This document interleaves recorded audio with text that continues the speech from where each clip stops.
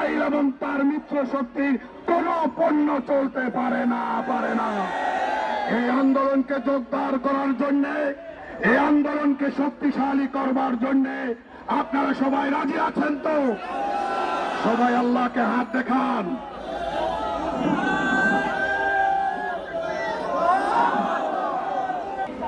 ধর্মপ্রাণ মুসলিম জনতা, মানবতা প্রিয় জনতা, আপনারা জানেন ভারতের পার্লামেন্টে একটি বিতর্কিত অর্থ বিল পাশ হয়েছে। এই আইনের বিরুদ্ধে গোটা ভারতবর্ষে প্রতিবাদের আগুন জ্বলছে।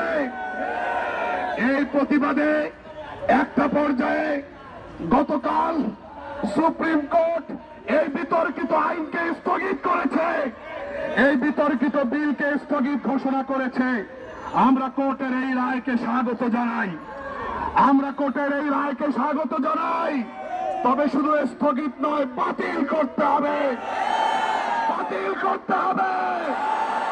ভারতে আর এই বিতর্কিত অর্থ বিল চলবে না, বিতর্কিত অর্থ বিল ভারতে আর চলবে না, ভারতে আর চলবে না।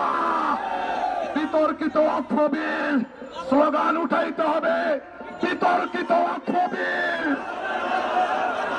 বিতর্কিত অর্থ বিল ভারতে আর চলবে না, চলতে দেওয়া হবে না।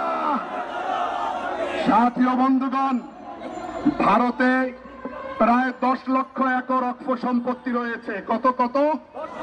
প্রায় 10 লক্ষ একর অক্ষ সম্পত্তি রয়েছে। মূলত এই অক্ষ সম্পত্তির উপরে নিয়ন্ত্রণ প্রতিষ্ঠা করে, এই অক্ষ সম্পত্তির উপরে প্রতিষ্ঠিত অসংখ্য অগণিত মাদ্রাসা মসজিদ বন্ধ করে দেওয়াই হলো মূল এজেন্ডা।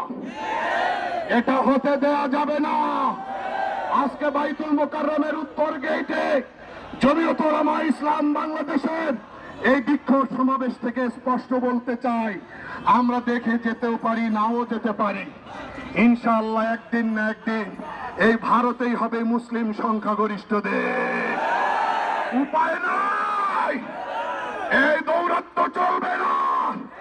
এই আস্ফালন কসাই মোদিকে বন্ধ করতেই হবে। আল্লাহ আমাদের সবাইকে তৌফিক দান করুন। নাসরুম মিনাল্লাহি ওয়া ফাতহুন করিম।